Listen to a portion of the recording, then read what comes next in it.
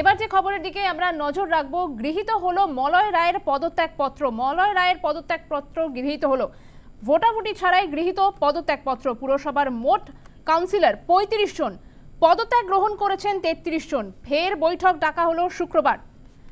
পানিহাটি পৌরসভার পৌরপ্রধান মলয় রায়ের পদত্যাগপত্র গ্রহণ হলো পৌরসভার বোর্ড মিটিংয়ে। আগামী ২১ তারিখ নির্বাচিত হবে নতুন পৌরপ্রধান। পানিহাটি পৌরসভার পৌরপ্রধানের পদত্যাগ নিয়ে গত ৮ তারিখ থেকে যে নাটক শুরু হয়েছিল, অবশেষে সেই নাটকে ইতি ঘটল। আজ পৌরসভার বোর্ড মিটিংয়ের মধ্যে দিয়ে সেই নাটকের অবসান।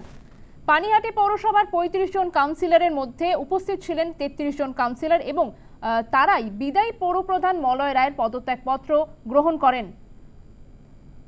পদত্যাগ করেও ভোটাভুটির কথা বলেছিলেন বিদায়ী পৌরপ্রধান মলয় রায়, কিন্তু রবিবার ১৮০ ডিগ্রি ঘুরে যান তিনি। অমরাবতী মাঠ সংলগ্ন নিজের বাড়িতে বসে রবিবার সাংবাদিক বৈঠক করে তিনি জানিয়ে দেন যে কোনো ভোটাভুটি হবে না, তার পদত্যাগ সকলকে গ্রহণ করতেই হবে। সেই মতো আজ বোর্ড মিটিংয়ে সেই পদত্যাগ গ্রহণ করা হয়। এই প্রসঙ্গে মলয় রায় তিনি কি বলেছেন শোনাবো। অনেকেই সত্যি হয়, কত মন্ত্রীকে সরে যেতে হচ্ছে, তাতে কি হয়েছে? দল বা সরকার যদি মনে করে আমার দলের স্বার্থে, পৌরসভার স্বার্থে, আমার গভর্নমেন্টের স্বার্থে কাউকে সরাতে হবে, দল সরাতেই পারে, দলের নেতা নেত্রী সরাতেই পারে। কত মন্ত্রী তো সরে গেছে, কি হয়েছে?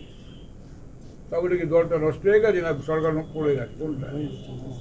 দলের স্বার্থে প্রয়োজনে মানুষের কাজে পরিবর্তন হতেই পারে। খেলা কি আরো বাকি আছে? তাহলে আপনি বলছিলেন খেলা হবে, কি খেলা হবে? খেলা তো চলছে, রেগুলারই মাঠে চলছে। প্লেয়ারদেরকে চিহ্নিত করতে পেরেছেন? প্লেয়াররা মাঠেই